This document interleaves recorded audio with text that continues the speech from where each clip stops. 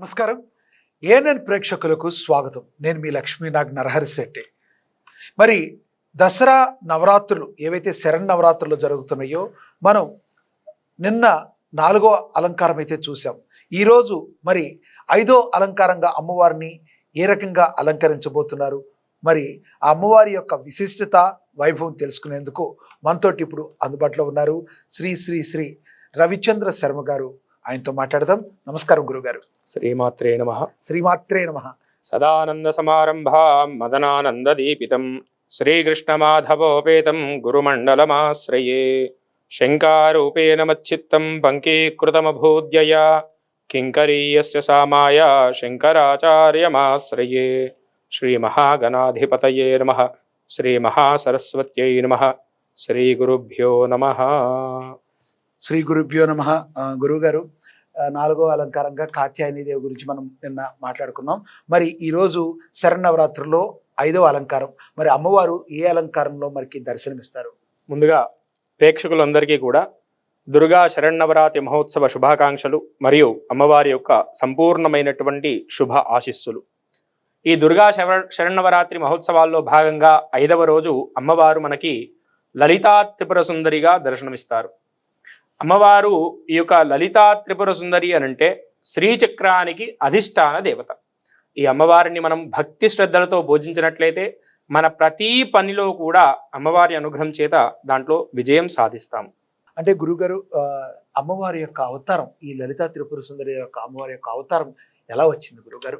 అమ్మవారు పూర్వము భండాసురుడు అనేటువంటి ఒక రాక్షసుడు ఉండేవాడు. ఆ భండాసురుడు ఏ విధంగా ఉద్భవించినాడు అనంటే సతీదేవి దక్షుడు చేసినటువంటి యజ్ఞానికి పిలవకుండా వెళ్తుంది. వెళ్ళిన తర్వాత అక్కడ శివుడికి హవిస్సు అంటే హవిర్భాగం అనేది సమర్పించకుండా శివుణ్ణి అనవసరమైనటువంటి మాటలతో దూషిస్తాడు. అక్కడ జరిగినటువంటి అవమానాన్ని భరించలేక సతీదేవి ఆ యొక్క యజ్ఞగుండంలోనే దూకి తన శరీరాన్ని త్యజిస్తుంది. ఆ విషయం తెలుసుకున్నటువంటి శివుడు కోపోద్రిక్తుడై ఆ సతీదేవి యొక్క శరీరాన్ని తన భుజం మీద వేసుకొని మొత్తం ప్రళయతాండవం చేస్తున్నాడట. ఆ ప్రళయతాండవం చూసి ముల్లోకాలన్నీ కూడా కంపించిపోయినాయి. అందులకు మహావిష్ణువుల వారు తన యొక్క చక్రాన్ని ఆ సతీదేవి శరీరం మీద వదిలితే ఆ సతీదేవి యొక్క శరీరాన్ని ముఖ్యంగా 18 భాగాలుగా, అదేవిధంగా 108 భాగాలుగా ఖండించబడ్డాయి. ఆ 18 పెద్ద భాగాలు ఎక్కడైతే పడ్డాయో అవన్నీ కూడా మహాశక్తి పీఠాలుగా మనకు తెలుస్తుంది. అదేవిధంగా 108 శక్తి పీఠాలు కూడా ఉన్నాయి. ఆ తర్వాత ఆ శివుడి యొక్క బాధను చూసి దేవతలందరూ కూడా కామేశ్వరుడు అంటే ఇక్కడ మనకు కాముడు అని అంటే మన్మధుడు, ఆ మన్మధుడిని ప్రార్థిస్తారు. శివుణ్ణి ఎట్ల నుండి ఆ దృష్టి నుండి మరల్చు, వేరే స్త్రీ మీద వ్యామోహం వచ్చేటట్టుగా చెయ్యి, నీ యొక్క మన్మథ బాణాలని సంధించు అని చెప్పేసి మన్మధుడిని ప్రార్థిస్తే ఆ మన్మధుడు శివుడు ఎక్కడైతే తపస్సు చేసుకుంటున్నాడో ఆ స్థలానికి పోయి శివుని మీద మన్మథ బాణాలు ప్రయోగిస్తాడు. ఆ మన్మథ బాణ ప్రయోగం చేత శివుడు తన దృష్టిని ఒక స్త్రీ మీదకి మళ్లింపజేస్తాడు. ఆ తపస్సు భంగం చేసినందువలన శివుని యొక్క 3వ కన్ను ద్వారా వచ్చినటువంటి జ్వాల ద్వారా ఆ మన్మధుడు మొత్తం బూడిదగా మారిపోయినాడు. అది చూసి రతిదేవి చాలా దుఃఖిస్తుంది. తర్వాత శివుడు శాంతించి మళ్ళీ రతిదేవికి వరం ఇస్తాడు, మన్మధుడు నీకు మాత్రమే కనిపించేటట్లుగా. ఆ మన్మధుడు యొక్క బూడిద నుండి ఒక జీవి ఉత్పన్నమవుతున్నది. ఆ జీవి చూడడానికి చాలా భయంకరంగా కనిపిస్తుంది. ఆ జీవిని చూసి బ్రహ్మదేవుడు బండా బండా బండా అని చెప్పేసి పిలుస్తాడు. ఆ జీవే భండాసురుడు అనేటువంటి రాక్షసుడు. ఆ భండాసురుడు బ్రహ్మదేవుడి గురించి విపరీతమైనటువంటి తపస్సు చేసి బ్రహ్మదేవుని నుండి వరం పొందుతాడు. ఏమి అనంటే ఒక స్త్రీ ద్వారా మాత్రమే నాకు చావు రావాలి. ఎందుకు అనంటే పురుషుల ద్వారా ఎవ్వరి ద్వారా నాకు చావు అనేది ఉండకూడదు, కేవలం స్త్రీ ద్వారా. ఎందుకు అంటే ఆ భండాసురుడికి పురుషులే నన్ను ఏం చేయలేరు కదా, అబల అయినటువంటి స్త్రీ ఏం చేస్తుంది నన్ను అనేటువంటి ఉద్దేశముతోటి ఆ భండాసురుడు ఈ యొక్క వరాన్ని కోరుకుంటాడు. బ్రహ్మదేవుడు కూడా తథాస్తు అని చెప్తాడు. ఆ వరగర్భితుడై ఈ యొక్క ముల్లోకాలన్నింటినీ కూడా ఆక్రమణ చేసుకుంటాడు. ఆక్రమణ చేసుకుని అమరావతి వెళ్ళి స్వర్గాన్నంతా కూడా ఆక్రమణ చేసుకుని ఇంద్రుణ్ణి ఆ యొక్క స్వర్గాధిపత్యం నుండి తొలగించి బయటకు పిల్లగొడతాడు. ఇంద్రాది దేవతలందరూ కూడా బ్రహ్మదేవుణ్ణి సమీపించి ఈ యొక్క ఇబ్బంది నుండి తొలగించడానికి, ఆ బండాసురుడి నుండి రక్షించడానికి ఏదైనా మార్గం చూపించండి అని చెప్పి బ్రహ్మదేవుని అడిగితే ఆ బ్రహ్మదేవుడు మళ్ళీ వైకుంఠానికి వెళ్ళి విష్ణుమూర్తితో సహా శివుని దగ్గరికి వెళ్ళి ప్రార్థింపగా అందరూ కూడా అమ్మవారి గురించి ప్రార్థన చేస్తారు. ఆ శివుని యొక్క 3వ కంటి నుండి వచ్చినటువంటి జ్వాల నుండి ఒక అద్భుతమైనటువంటి యజ్ఞం చేస్తారన్నమాట. బ్రహ్మాది దేవతలందరూ కూడా యజ్ఞం చేస్తారు. ఆ యజ్ఞం నుండి ఒక స్త్రీమూర్తి ఆవిర్భావం చెందుతుంది. ఆ స్త్రీమూర్తియే మన లలితా మహాత్రిపుర సుందరి. ఆ లలితా మహాత్రిపుర సుందరి యొక్క అమ్మవారి యొక్క విశిష్టత, వైభవం. ఆ అమ్మవారు లలితా త్రిపుర సుందరి ఆవిర్భావం అవుతుంది. ఆవిర్భావం అయిన తర్వాత ఆ బండాసురుని బారి నుండి రక్షించమని చెప్పేసి దేవతలందరూ కూడా ప్రార్థన చేస్తారు. వారికి అభయం ఇస్తుంది. నేను బండాసురుణ్ణి ఖచ్చితంగా చంపివేస్తాను అని చెప్పేసి అభయం ఇస్తుంది. ఆ తర్వాత ఆ లలితా మహాత్రిపుర సుందరి తన శ్రీచక్ర రథములో యుద్ధానికి అవసరమని బయలుదేరింది. ఈ విషయం తెలుసుకున్నటువంటి బండాసురుడు తన యొక్క సోదరుడైనటువంటి విషంగుడు, విశుక్రుడు అనేటువంటి సోదరులతో తన 30 మంది కుమారులను వెంటబెట్టుకొని యుద్ధానికి బయలుదేరుతాడు. ఆ లలితా మహాత్రిపుర సుందరి కూడా తన యొక్క శరీరము నుండే మరికొన్ని శక్తులను ఉద్భవిస్తుంది. వారే వారాహి, ప్రత్యంగిర, శ్యామల, సంపత్కరి, అశ్వారూఢి, అదేవిధంగా అనేక రకమైనటువంటి 64 శక్తులను ఉద్భవింపజేస్తుంది. ఆ 64 శక్తులు కూడా బండాసురుడి యొక్క సైన్యాన్నంతా కూడా మట్టుపెట్టి చేసినాయి. ఆ తర్వాత బండాసురుడు తన 30 మంది కుమారులను పిలిచి యుద్ధం చేసి ఆ స్త్రీని, ఆ లలితా త్రిపుర సుందరిని సజీవంగా పట్టుకొని నా దగ్గర తీసుకురండి అని చెప్పేసి ఆ 30 మంది పుత్రులకు చెప్తారనమాట. ఆ 30 మంది పుత్రులకు చెప్పగానే లలితా త్రిపుర సుందరి నవ్వి, మీ పుత్రులతో నేను యుద్ధం చేయడం ఏమిటి అని చెప్పేసి తన కుమార్తె అయినటువంటి బాలా త్రిపుర సుందరి చేత యుద్ధం చేపిస్తుంది. బాలా త్రిపుర సుందరి ఒకే ఒక్క బాణముతోటి ఆ 30 మంది రాక్షసులకు 30 రకాలుగా కనిపించి ఆ 30 మంది పుత్రులను సంహరింపజేస్తుంది. ఆ తర్వాత తన సోదరులైనటువంటి విషంగుణ్ణి పంపిస్తుంది. విషంగుణ్ణి కూడా ఆ అమ్మవారి యొక్క సైన్యమైనటువంటి వారాహి, అదేవిధంగా సంపత్కరి, అశ్వారూఢి వీళ్ళందరూ కలిసి ఆ యొక్క విషంగుణ్ణి చంపేస్తుంది. విశుక్రుడు వస్తాడు.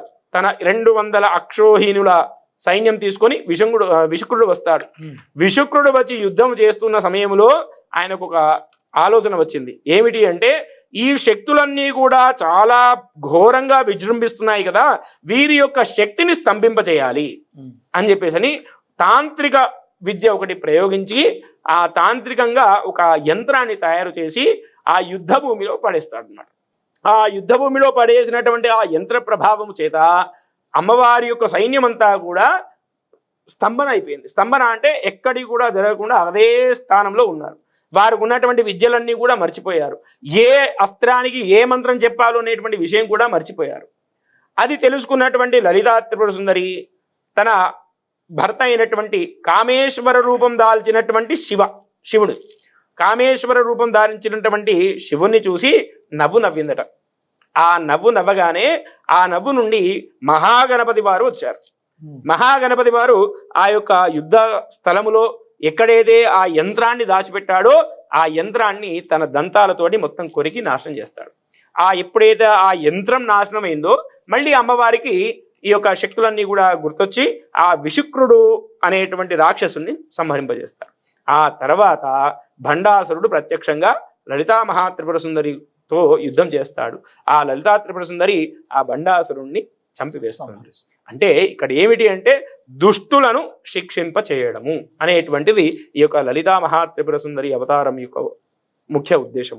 అదేవిధంగా శ్రీ విద్యా సాంప్రదాయంలో చూసుకుంటే అమ్మవారు పంచదశి అంటే 15 అక్షరాలు కలిగినటువంటి మంత్రము, అదేవిధంగా షోడశి అంటే 16 అక్షరాలు కలిగినటువంటి మంత్రముతో విరాజిల్లుతుంది. అయితే శ్రీ విద్యా సాంప్రదాయంలో ఉన్నవారు ఈ యొక్క లలితా పంచమి రోజున అంటే పంచమి రోజున లలితా మహాత్రిపుర సుందరి అవతారంలో అమ్మవారిని పూజిస్తారు. కాబట్టి శ్రీ విద్యా సాంప్రదాయంలో ఉన్నవారు ఎవరైతే ఉన్నారో వారందరూ కూడా వారికి ఉన్నటువంటి ఉపదేశ మంత్రము పంచదశి కానీ షోడశి కానీ ఎంత ఎక్కువగా మంత్రానుష్ఠానం చేస్తే అంత త్వరగా అమ్మవారు సిద్ధిస్తుంది. గురుగారు, లలితాదేవిని పూజించాలంటే ఏదన్నా శ్లోకం ఏదైనా ఉందా? లలిత మహాత్రిపుర సుందరి పూజించాలంటే మనకు అత్యద్భుతంగా శంకరాచార్యుల వారు ఇచ్చినటువంటి లలితా సహస్రనామ స్తోత్రము, లేదంటే లలితా త్రిశతి, ఆ స్తోత్రాలు ఎంత శ్రద్ధతో పూజించుకుంటే, ఎంత శ్రద్ధతో మననం చేసుకుంటే అంతగా అమ్మవారి యొక్క ప్రసన్నత మనకు తగ్గుతుంది. శ్లోకం ఏదన్నా చెప్తారా గురుగారు మా ప్రేక్షకుల కోసం? అంటే అది పెద్దగా ఉంటుందా లేదంటే? అంటే లలితా సహస్రనామ స్తోత్రం ఉంటే దాదాపు దాంట్లో 173 శ్లోకాలు ఉంటాయి. పుస్తకం చూసి మనము లలితా సహస్రనామ పారాయణం చేయడం ద్వారా, లేదంటే లలితా త్రిశతి అంటే లలితా నామములలో 300 నామాలు, అత్యంత అద్భుతమైనటువంటి 300 నామాలు, లేదు అంత చేసేంత సమయం లేదు అంటే ఇవాళ అందరూ కూడా ఉద్యోగాలు, వారికి ఉన్నటువంటి ఇబ్బందుల దృష్ట్యా చేయలేకపోయినా ఓం శ్రీ లలితా మహాత్రిపుర సుందర్యై నమః అని జపం చేసుకున్నా కూడా అమ్మవారి యొక్క అనుగ్రహం అనేది మనకు లభిస్తుంది. అమ్మవారు త్రిపుర సుందరి అంటారు కదా, త్రిపురము అంటే 3 పురాలు, అంటే ఈ 3 లోకాలకు కూడా అధిష్టాన దేవత ఈ యొక్క లలితా మహాత్రిపుర సుందరి. ధన్యవాదాలు గురుగారు. అదేవిధంగా అమ్మవారిని ఏ రంగు చీరతో అలంకరిస్తారు గురు? అమ్మవారిని ఈ రోజున ఆకుపచ్చ చీరతో కట్టి, ఎందుకు అనంటే అమ్మవారు ఒక చేతిలో ఇక్షుకండము అంటే చెరుకు బాణము కలిగి, ఒక చేతిలో శంఖము చక్రము కలిగి, ఒక చేతు వరద ముద్ర, ఒక చేతు అభయముద్ర కలిగి ఉంటుంది. కాబట్టి అమ్మవారికి ఆకుపచ్చ చీర కట్టడి అమ్మవారిని అలంకారం చేసి, అదేవిధంగా చామంతి పూలతో అమ్మవారిని పూజించడం అనేది చాలా శుభదాయకం. ఇంకా అమ్మవారికి ప్రసాదంగా నైవేద్యాన్ని దేన్ని? అమ్మవారికి క్షీరాన్నము అంటే పాలు చక్కెర అన్నము కలిగినటువంటి మిశ్రమాన్ని అమ్మవారికి నివేదన చేయడం ద్వారా మనకు ఐహిక బాధలు అనేటువంటివి తొలగేటువంటి అవకాశం అనేది ఉంటుంది. ఇంకోటి గురుగారు, ఈ నవరాత్రులు శరన్నవరాత్రుల్లో భాగంగా వినాయకుడి యొక్క హోమాన్ని కూడా చేస్తూ ఉంటారు అందరూ. అది ఏ రోజు చేసుకుంటే బాగా మంచి, అంటే ఏ అలంకారం రోజు చేయాలి, అసలు వినాయకుడి యొక్క హోమాన్ని ఎలా చేయాలంటారు? మనకు శాస్త్రంలో ఒక వచనం ఉన్నది, ఏమిటి అంటే కలౌ చండీ వినాయకౌ, అంటే కలియుగములో ఎవరైతే చండీ అమ్మవారిని కానీ వినాయకుని కానీ అనుష్ఠానం శ్రద్ధగా చేస్తారో, వినాయకుని పూజ చేస్తారో, వినాయకుని హోమం చేస్తారో వారికి అనుకున్నటువంటి కార్యసిద్ధి కలుగుతుంది. వినాయకుడు అనంటే విఘ్నాలకు అధిపతి, అంటే విఘ్నాలను తొలగించేవాడు. కాబట్టి ఈ నవరాత్రుల్లో వినాయకుని హోమము రోజు చేయవచ్చును, లేదంటే కనీసం లలితా పంచమి రోజు చేస్తే విశేషమైన ఫలితం కలుగుతుంది.